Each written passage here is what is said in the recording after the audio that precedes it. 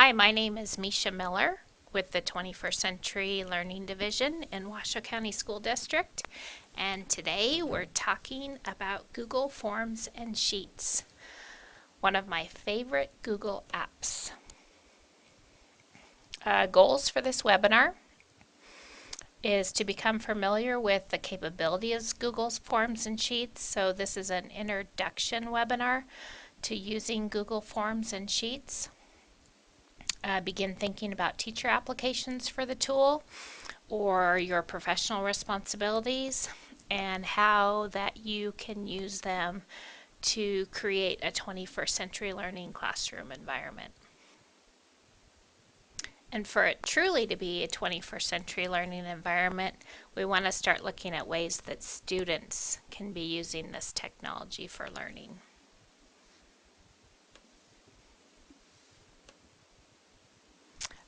Along with all of our webinars, we focus them on the 6 dimensions of 21st century learning. And to quickly review, those are to build collaboration, knowledge construction, real-world problem solving and innovation, use of technology for learning, where students are using the technology, students are self-regulating themselves, and then building skilled communication. We will revisit these dimensions, or the ones that are best fit for Google Forms and Sheets, at the end of the webinar. So to take a step back, before we can use Google Forms and Sheets, we have to be familiar with what Google Docs are. And Google Docs are a web-based office suite that allow users to create and edit collaboratively, because they're hosted online and the document works in real time, so it automatically saves. You can have multiple users in there at the same time. And so that's true for all of the Google Docs. And when I say Google Docs, I'm referring to Google Documents, which is like Microsoft Word, Google Slides, which is similar to PowerPoint, Google Sheets, which are similar to Excel, and then Google Forms, which is similar to like SurveyMonkey, or where you're collecting data or information, and then also drawing. And all of your Google Docs live in your Google Drive, which is online. So instead of storing your documents on your computer, you're storing your documents on the internet, where you can access them at any time as long as you have access to the internet. But our focus today is specifically on Google Sheets and Forms. And I'd like to start with an application for using Google Forms. I'm going to have you watch this video, and so you can see one way that a teacher has used Google Forms to establish a teacher-student connection.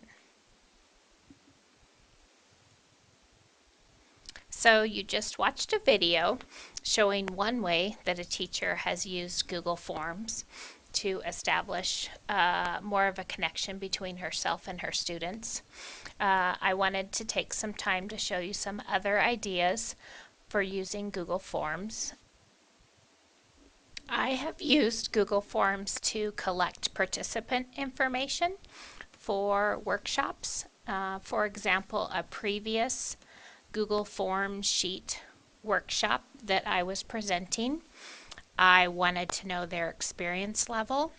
So this is a form that they filled out when they first came to the workshop, asking them quickly whether they already have a Google Drive, showing them a picture of what the login screen looks like if they were unsure as to whether or not they had a Google Drive, what subject they taught, and what their experience level with Google Forms or Excel or Google Spreadsheets was. And so notice this was one way that I could quickly survey my audience and know what adaptations I needed to make to that day's training based on the information that was collected.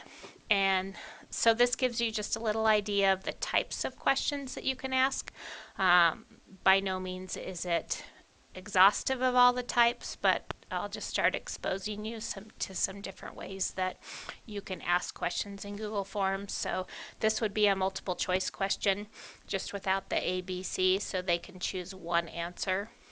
Included an image, as I said before, in this form. This would be a checkbox type of question, so they can check more than one of these responses in case you have a teacher that teaches both math and science. Notice you can also include other fields. And then you can also ask scale types of questions where they rate their understanding on a scale. Notice at the top right hand corner I have an option to edit this form, and that's because I have created this form, or I am a collaborator on this form. And so if I click on this, you can see what it looks like in the form editor window. And then more importantly, what I wanted to show you, because this is what I would bring up when I'm quickly reviewing the responses, is for this workshop there were 13 people attending, and I want to click on their responses. So I want to view the responses, and I could scroll down my Google Sheet and I could scroll over and quickly get an understanding of my data that I've collected. But what's a really great feature in Google Forms is if I go right up here to Form and I look at Show Summary of Responses, Google will do that for you. So they'll analyze the data for you so you can quickly look at a graph and snapshot of the data that you've collected. So in this case, the majority of the participants already had a Google account.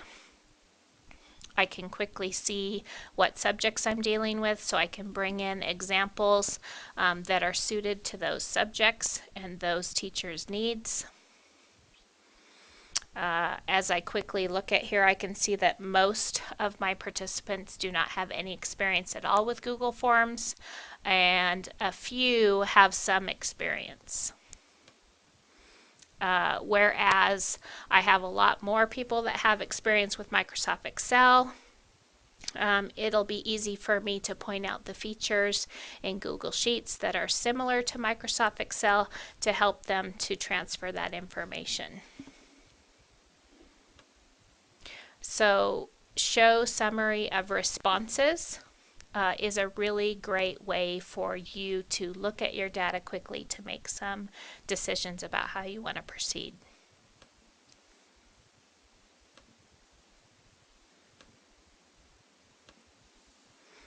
Another example of using a Google form is a professional development survey. So one school used this form, and before I explain about the form, I want you to notice up here I don't have the edit form option. So that's obviously I'm not a collaborator or an editor on this form. So as I scroll down, I can see that they're collecting short answer information.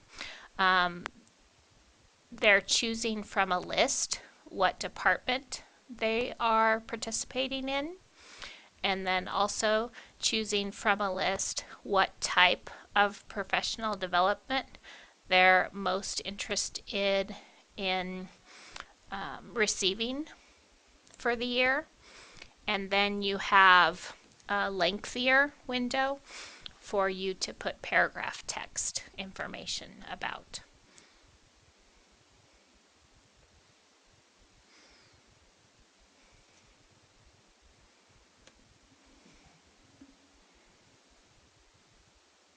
Another idea for using forms is to create a speaker proposal. So one math organization used Google Forms to create a form for speakers to submit or apply to speak at their conference. So notice on this form I have a lot of text at the beginning informing them about the conference, the date, the times, the focus of the conference, and then asking for their name, their position, their email address. Notice that if it has a red asterisk on it, I can make it a required question. So they have to fill that question out in order to submit the form. But notice asking if there's a co-presenter. Not always is there a co-presenter, so these questions have been left as non-required. Continuing down, breakout session, notice I again choosing from a list, so that's an option. You can create choose from a list questions, short answer questions, or paragraph text questions. Again, check boxes where you can check more than one. Check boxes where you can check more than one. And then questions and comments and submit. So instead of having potential presenters fill out an application and email the documents to you, and then you having to compile them all and go through them, this is a quick, easy way to collect your speaker information all into one spreadsheet and then make a decision as to which speakers you'd like to include in your conference.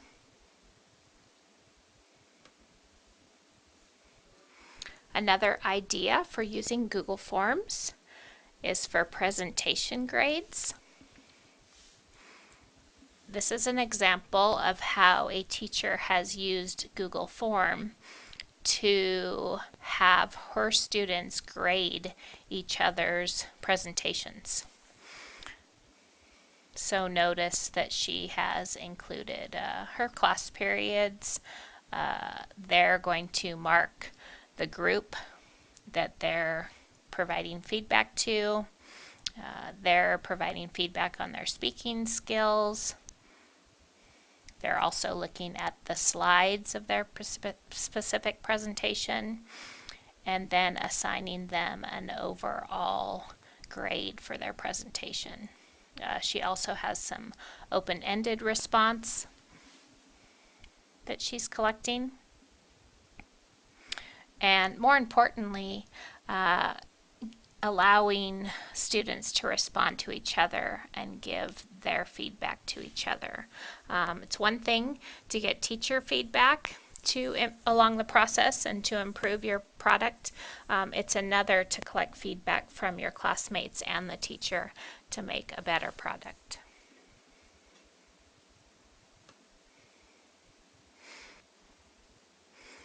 This is a really creative way for using Google Forms in Choose Your Own Adventure.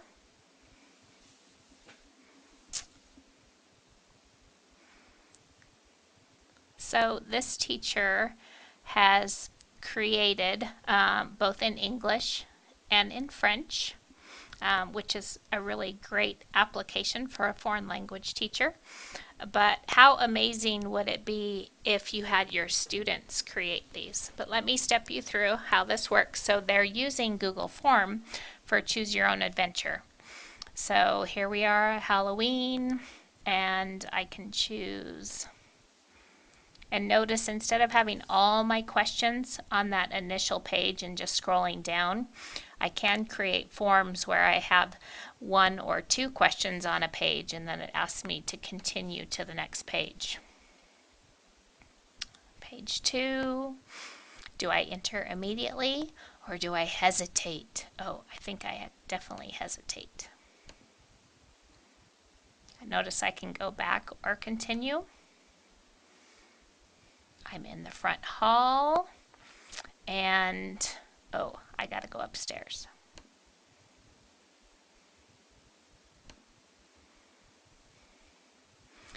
Do I choose the blue door or the red door? Well, I'm a red girl, so I'm going to go with red. And now I'm in the dark room. And do I choose the black box or the brown? I'm going to go with black. And so, look at this. Will you please take me home? And then she's presented a field for them to type in their answer and then continue. Very cute. So really neat creative application for using Google Forms. And if you really want to take it to the 21st century learning, having your kids create these would be amazing.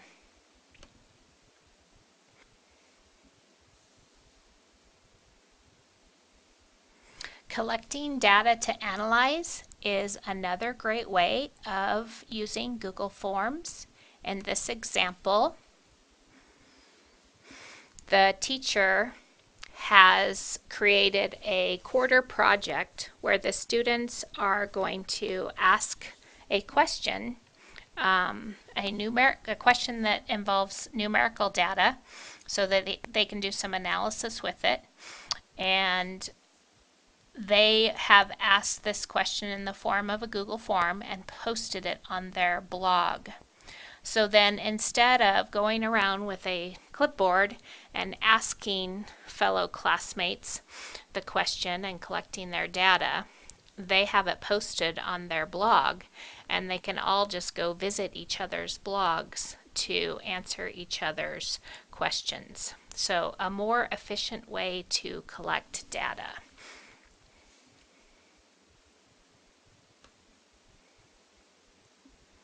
Test and quiz is another example. And with the Flubaroo add-on, it will grade it for you. This is a high school example. Again, name, drop down for a period. They're putting in their student ID. They're pledging that this is their own work. They're pledging that they did not get help in any way.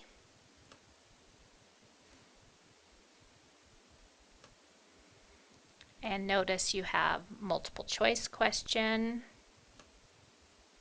Again, multiple choice, most likely.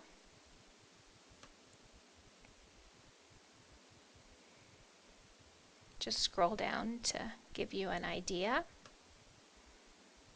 of what the teachers included in this quiz. Again, notice you have, so this, instead of using multiple choice and true and false, this teacher chose to use drop down for true and false. So there's some creativity in your question types and how you ask them.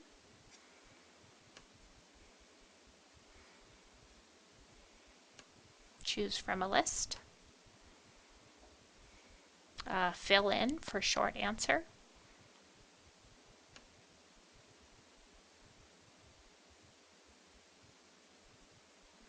Okay, again, notice this, so this was all in one sitting. As I scrolled down, the Choose Your Own Adventure had page by page, so you can ask questions by page or have them all on one page and scroll through it. Again, so a great application. Could be a chapter quiz. It could be an exit ticket. So a quick check for understanding at the end of the day. You have your kids answer a couple questions that helps inform your instruction for the next day. So quiz, summative assessment, and formative assessment. Here's an example of how a group of teachers have used it for discipline. To collect all the referrals into one place. So choose from a list the teacher, the date. Remember that also when they submit their entry, it will timestamp it as well. Student's name, what the offense was, what the actions taken were, if detention was issued, describe the incident, additional comments. And so when I was in the classroom, we always had little slips that we had to handwrite and fill out, and then they had to go somebody, and then those had to be input into the computer. And so this is a great way to streamline that process. Teachers fill it out on the form and it's automatically populated into a spreadsheet.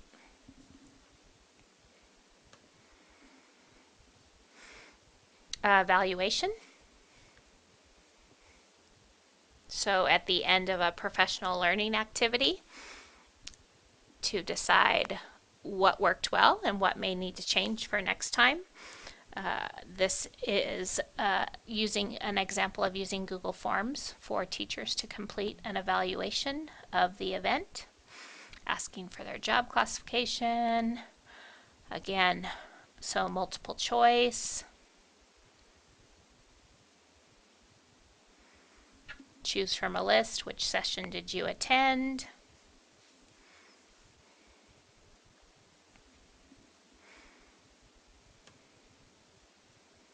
So this was used to evaluate Keynote and to evaluate each of the breakout sessions. So again, all in one form, collects all into one Google spreadsheet.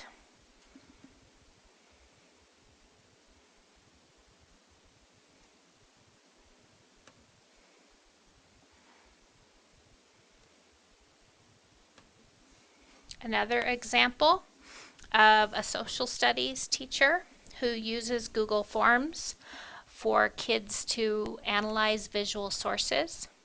So using the form, included an image on the form that the teacher wants students to analyze, and then students are going to determine from this painting when it was created. So they're focusing on what aspects of time they can gather from the clues in the painting.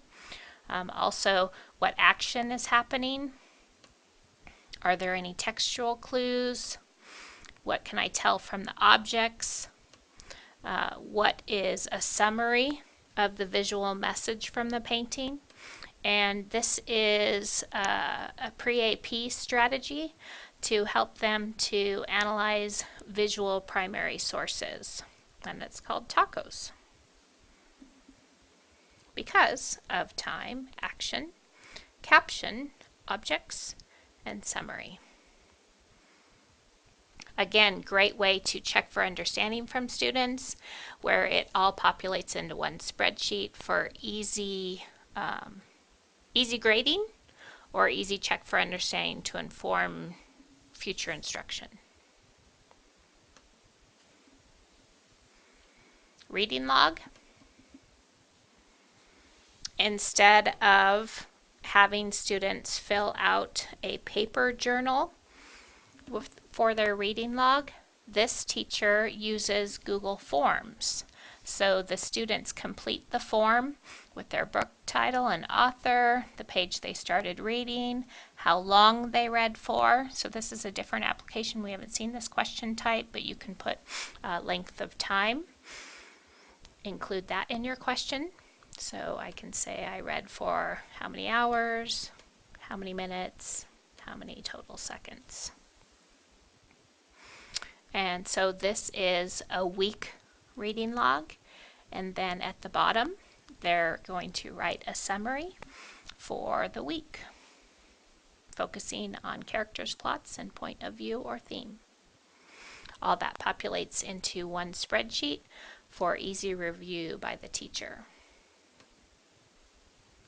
And the last example of Google Form that I'm going to share with you today could be in the math classroom, used for problem solving. In this example, a teacher has embedded a video presenting the students with a problem that they need to solve. And so the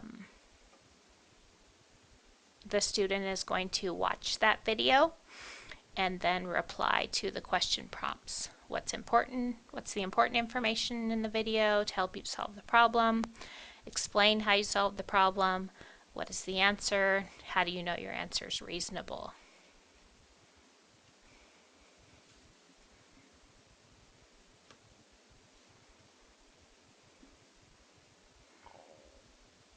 These are just a few ways that you can use Google Forms. I tried to show you some examples of teachers using them professionally as well as with their students, and also a couple where students are using the form to build understanding or construct knowledge or for their learning. There are lots of other ideas for using Google Form and lots of resources that you can explore with on our Google Form Pinterest board.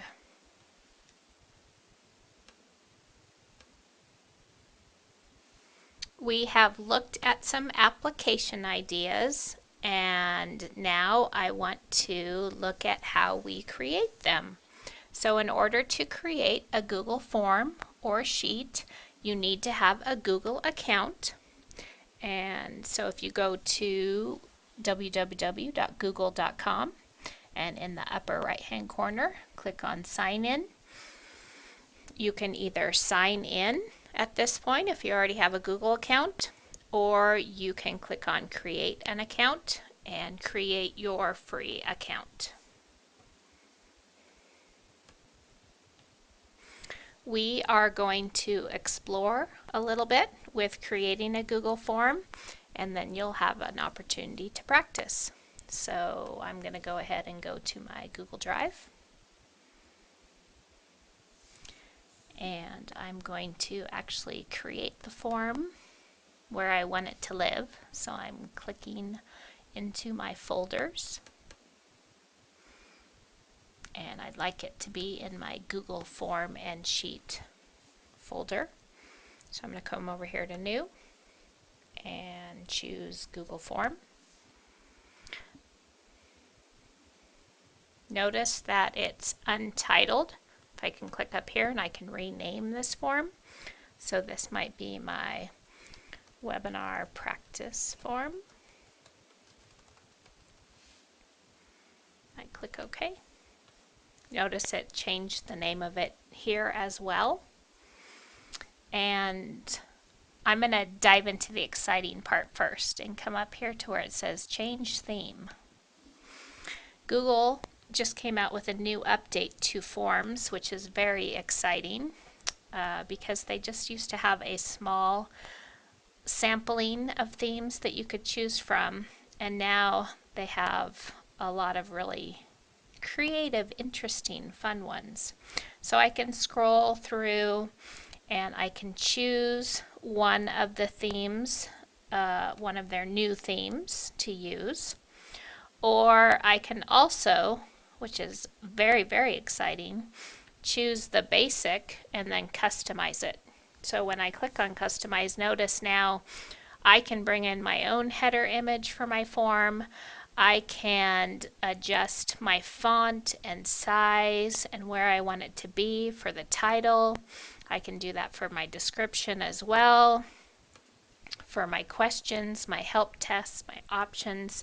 And so where you weren't able to customize your forms in the past, now with this new update, you have that ability, which is very exciting.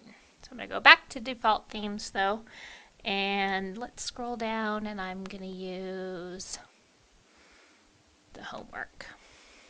And notice even when I use that theme, I can customize it. And over on the left, it helps me to see what the default, so my default font, my default colors, and if I wanted to change that, I would do that under my customize button. But I'm happy with that, so I'm going to go with it. And now that I have a theme, I'm going to go back to editing my questions.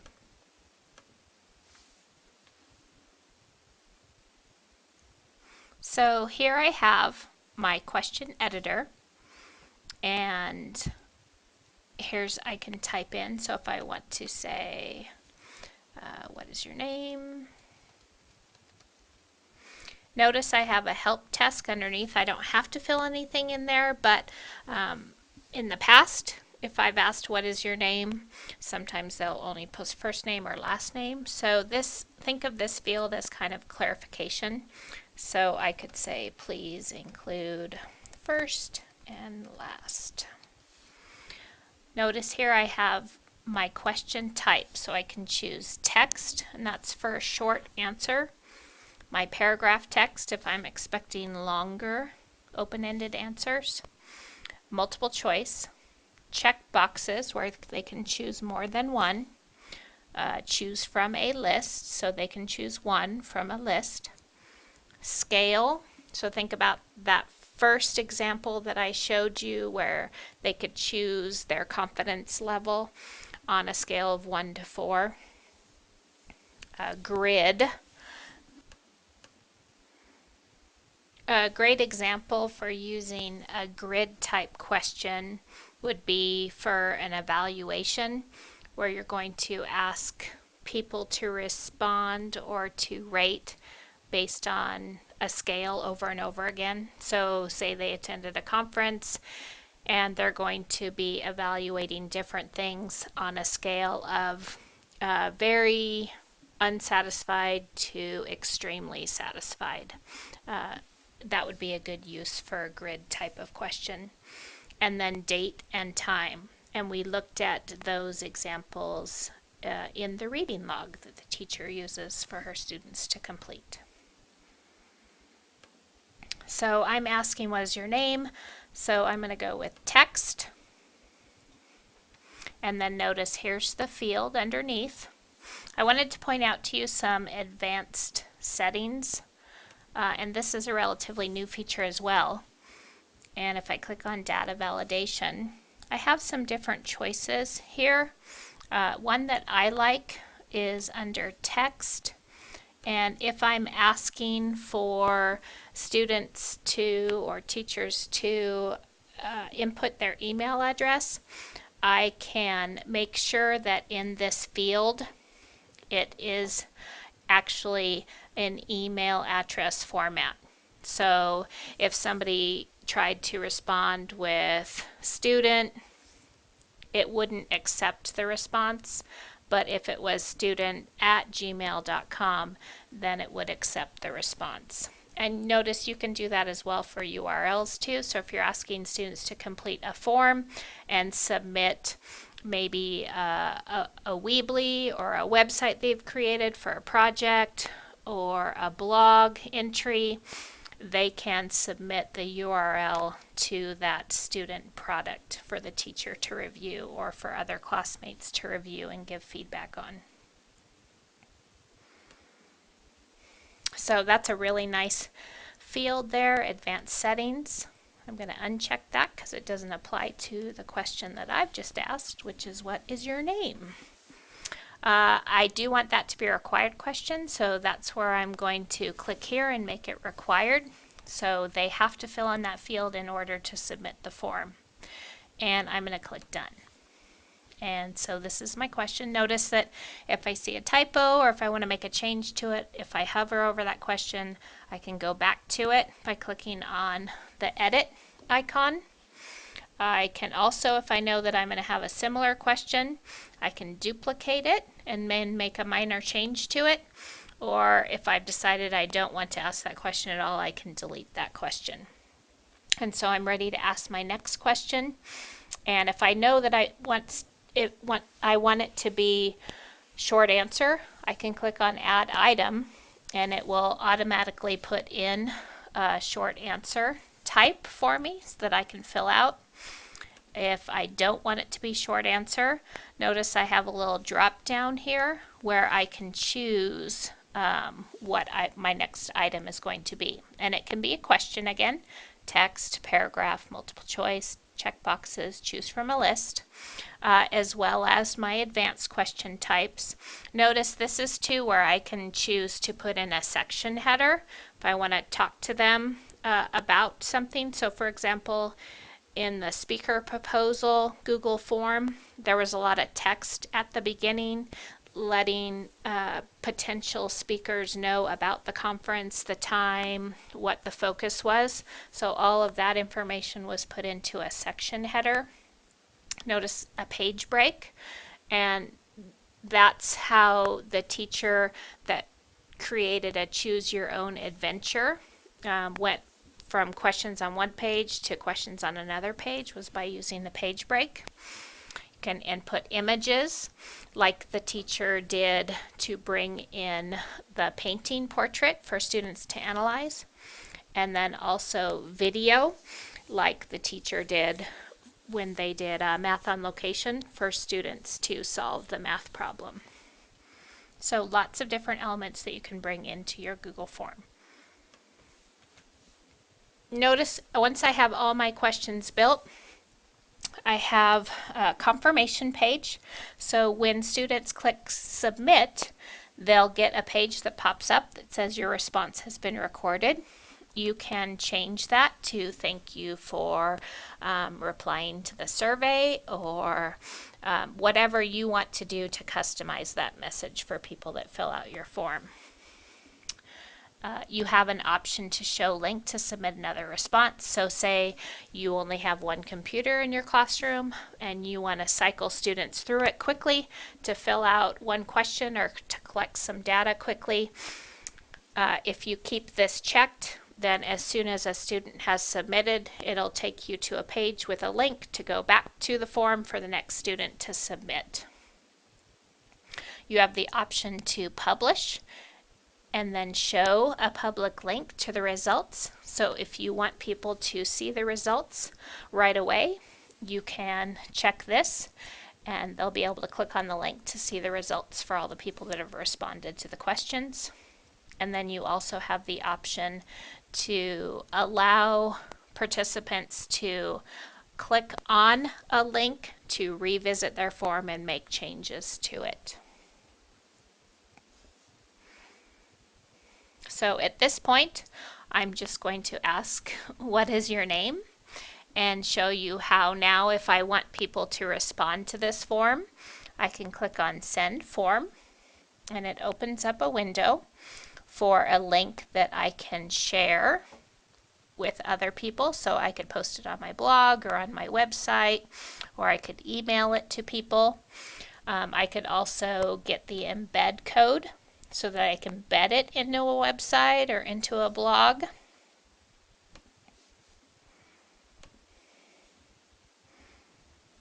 Okay, if I'm using social media, I can tweet it out or use Facebook or Google+.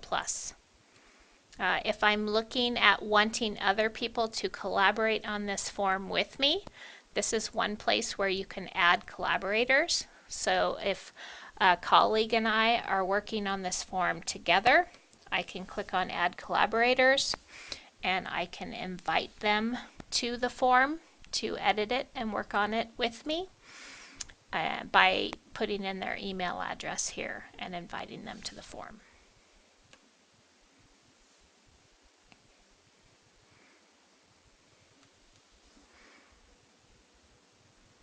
If I want to see what my live form is going to look at, notice along the menu I can choose View Live Form. And now I have all my questions and my theme combined with my title, what's required, my question, what is your name? And then again, notice when they submit. If I go back to edit this form, because I'm a collaborator on the form, I can quickly see if anybody's completed my form here by responses, and I have 0. But if I click on View Responses, it takes me to the Google Sheet where I can look to see what my responses might be.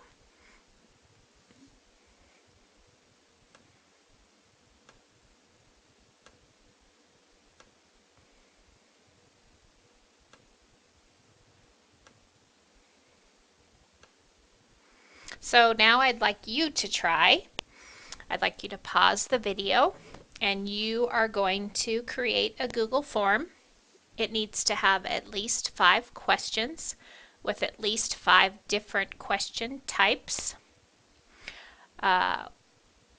Please submit the link to your form on a form I supplied. So if you click on this form, this is the form where you're going to put in your first name, last name, and you're going to copy and paste the URL to your form into this form and click Submit.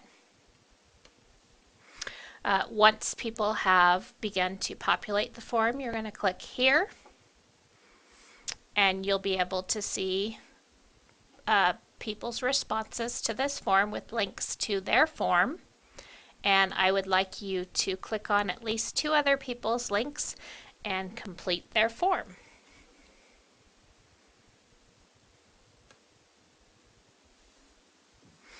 Shift gears for just a minute. We've talked a little bit about Google Sheets because when you are using Google Form, you're really using a Google Sheet as well, because all of the responses to your questions are populated into a Google Sheet.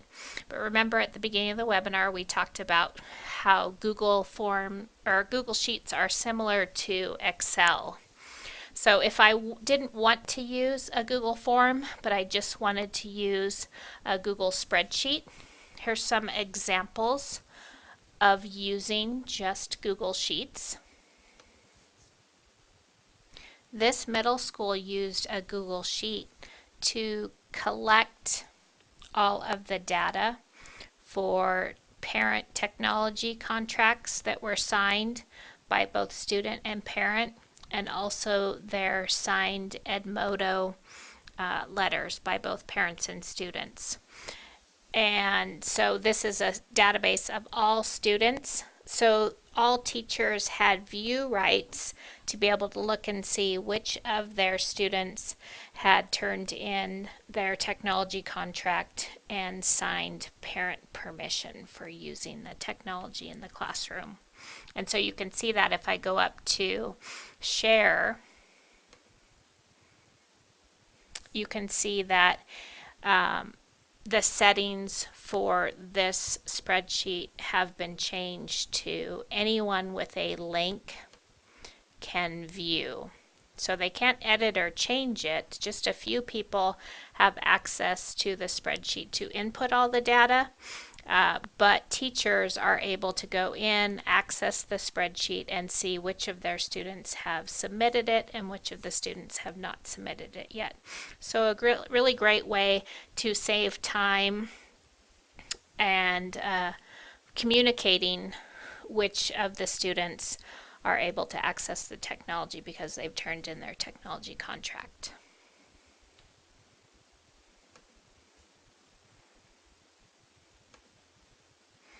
Another example was for teachers to sign up to receive one-on-one support for a technology product that they have in their school. And so the person that was supplying the assistance made time slots, and then teachers were given access to the form so they could sign up for time slots and supply information to the person coming in as to what room they're in and what grade level they taught. Again, if I click on share, you can see that, because now that someone wants them to have edit rights, instead of anyone with a link can just view, anyone with the link can edit. So the person that was supplying assistance to these teachers changed the share setting so that they could edit the document and they could add in information. And really nice feature to Google Sheets, just like with Google Docs, is that there is a revision history. So I can go down to see revision history, and I can see when teachers entered their information. Come down a little bit more. So notice that this is highlighted, so purple, so that person was supplying information into the 3/330 slot. So I can go back to different times in this document's history and see when the date and time that that teacher posted their name to the spreadsheet, which is a really great tool when you're dealing with documents that update in real time and you want to know if, say it's a project and students are collaborating on it, and you want to know when they've been contributing to the project and how often. Revision history is a really great tool to utilize when you're using Google Documents, presentations, or in this case, Google Sheets. And then also for data analysis. So if you have a group of students that are analyzing some data, say they've collected information about from basketball NBA scouts, specifically looking at 4 players, and they're determining which one they're going to recommend to the team based on some statistics. They can put those statistics into the Google Sheet, and they can utilize the charts feature, so they can come up and enter a chart and decide what type of chart they'd like to create, what type of graph that will be a great visual when they're looking at explaining why they chose the player they chose to be promoted to the NBA.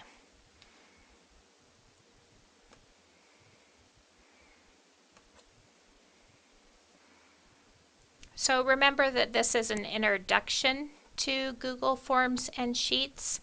If you want more help on learning different aspects that you can utilize with Google Sheets and Forms, I would recommend you checking out YouTube. There are a lot of video tutorials on YouTube. One suggestion to you though, so I'll go ahead and take us to YouTube. I've already done a search for Google Form tutorials 2014, and so here's my list, and I can see that this was posted a week ago. It has 16 views, so that's some helpful information. Notice that underneath here I have filters, and usually when I'm searching for Google tutorials, I will first look at either this week or this month, because Google is constantly updating their products, and I want to look for tutorials that are timely, with information about the latest updates. So I always use filters to look for relevant tutorials to the updated Google products.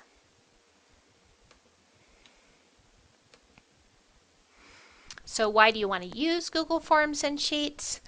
I think that you can see based on the reading log example and some exit ticket example or quiz examples, how you could save a lot of paper by using Google Forms in your classroom. In Google Forms specifically, I love how it summarizes the response for you, so you can quickly make some decisions, especially if it's an exit ticket. You go up to summary of responses. Really great tool to capture student understanding and know what your next step is for instruction. It's cloud-based, so they live on the internet. They're accessible 24/7. And it provides a more efficient way to collect data, to analyze data, to make some decisions.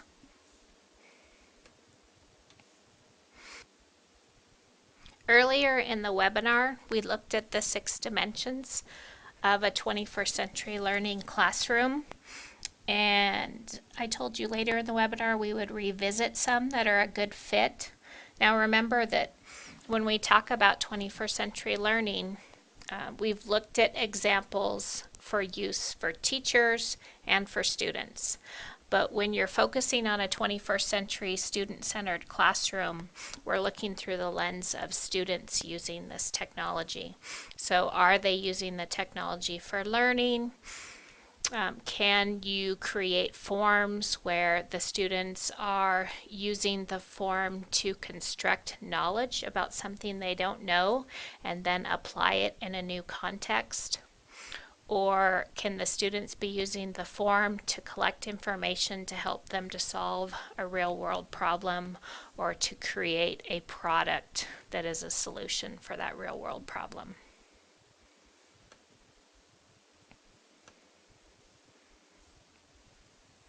I want to remind you that when you're using Web 2.0 tools where students need to create an account or their work is going to be displayed on the internet, you want to familiarize yourself with the relevant laws, and you also want to talk to your principal and get approval for using those tools in your classroom, and also seek written permission from parents for using the tool or app.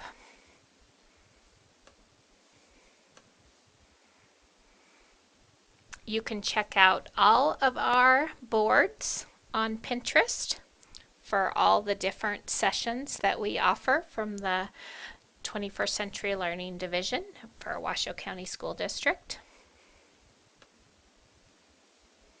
Our website is wcsd21.com.